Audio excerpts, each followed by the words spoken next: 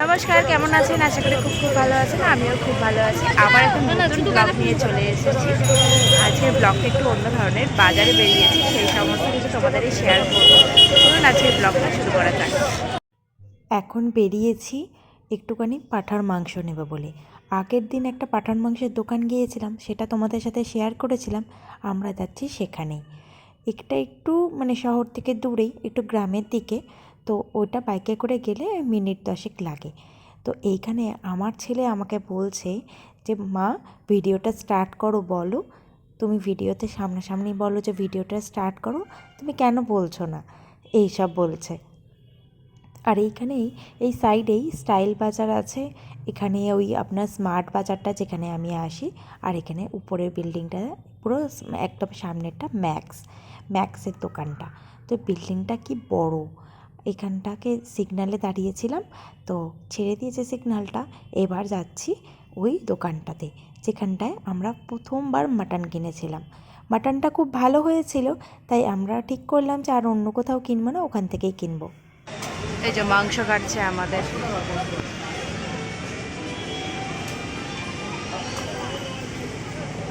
আর এখানে পিস করবে এই দাদাটা।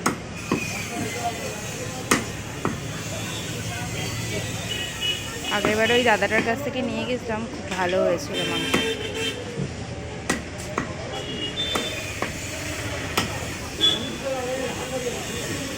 একদম ছোট ছোট করে কেটো। হ্যাঁ,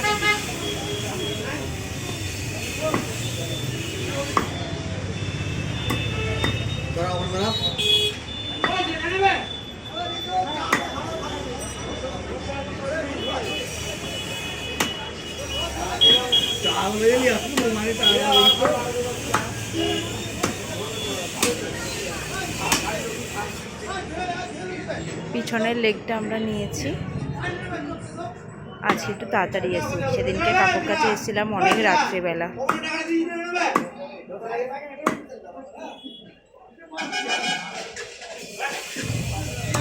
মোটামুটি কাটা হয়ে গেছে, এবার নিয়ে বাড়ি যাব। যতটা পুরোটাই মাংসের দোকান, পরপর মাংসের দোকান। আমাদের মাটন নেওয়া হয়ে গেছে। এবার যাচ্ছি একটু বাজারে, একটু বেগুন কিনবো। ওই বিগড়ের বেগুন এখানে বিখ্যাত। এছাড়াও এখানে একটা বেগুন আছে, ভীষণ বিগড়ের মতনই বড় বড়, ভীষণ সুন্দর খেতে হয়। তো ওই বেগুনটাই কিনবো বলে যাচ্ছিলাম। এটা পোড়া বা ভাজা খেতে খুব ভালো লাগে।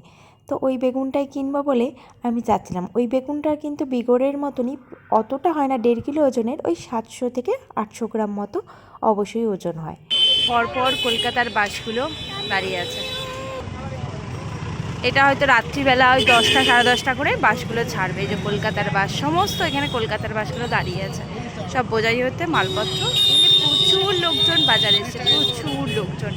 সকালবেলায় শুধু না, রাত্রিবেলাতেও প্রচুর লোকজন আসে। এই যে দুদিকে বসেছে, এই দিকটাও বসেছে, আবার দেখাই এই দিকেও বসেছে বাজার। যেরকম সকালবেলা বাজার বসে, তেমন এখনও বাজার বসেছে। প্রচুর ভিড়। বাজারের ভিতরটাও দেখছি একদম লোক গিজগিজ করছে, সকালের মতনই। সকালবেলা এখানটা প্রচুর লোক হয়, আবার এখন দেখছি রাত্রিবেলাও প্রচুর লোক। এই যে আমি আর একবার বাজারে ঢুকেছিলাম, কিন্তু সেরকম ভিডিও ক্লিপ নিইনি। আজকে আমি বাজারের মধ্যে ঢুকেছি। এখানে এক ধরনের বিগড়ের বেগুন পাওয়া যায়, আর একটা বেগুন পাওয়া যায়, সেই বেগুনটাই নিতে এসেছে। দেখেছেন একদম কত সুন্দর সুন্দর সবজি বিক্রি হচ্ছে।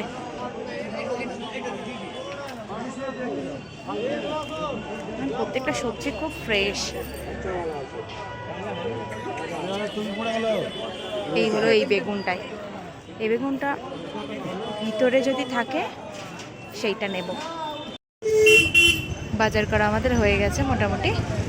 এবার যাচ্ছি, ওই কিছু মশলাপাতি কেনার আছে, ওগুলো কিনে একদম শর্টকাটে বাড়ি যাব।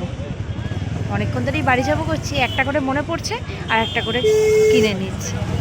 বাড়ি আর যাওয়া হচ্ছে না, বাড়ির সামনে দিয়ে দুবার ঘোরা হয়েছে। এটা মনে পড়েছে, আবার এসে এটা কেনা হচ্ছে, এরকমভাবে চলছে। চলো এবার মশলাপাতিগুলো, টুকটাক মশলাপাতি যেগুলো কেনার সেগুলো কিনে এবার সোজা বাড়ি যাব। আর কোথাও ঘুরবো না। ঠান্ডাটা বড্ড পড়েছে, ছেলেটারও বড্ড ঠান্ডা লেগে যাবে, ঠান্ডা লাগছে, নইলে ঠান্ডা লেগে যাবে ঠান্ডায় ঘুরলে। কোম্পানির মলম। এটা ভিড় দেখেছেন, কি ভিড়! এই সন্ধ্যাবেলাটা এখানটা প্রচণ্ড ভিড় হয়, স্টেশনের ধারে রাস্তা তো, যত ট্রেন যা আসে তত এখানটার ভিড়টা বেশি হয়। এই সময় সব ট্রেনগুলো আসে, কেউ ট্রেনে করে যাচ্ছে কোথাও কলকাতা, নয় আসছে ফিরছে, এই হচ্ছে। তো এই জন্য এখানটার ভিড়টা এই সময় প্রচণ্ড বেশি থাকে। চলুন বাড়ি চলে এসেছি, মাটনটাও ভালো করে ম্যারিনেট করে দিয়েছি মশলা দিয়ে। তো আজকের মতো ভিডিওটা এখানেই শেষ করছি, দেখা হবে নেক্সট কোনো একটা ব্লগে। যদি ভালো লেগে থাকে তাহলে অবশ্যই একটা লাইক করে দিও, আর কমেন্ট করতে কিন্তু ভুলো না, আর বন্ধুদের সাথে প্রচুর প্রচুর শেয়ার করে দিও।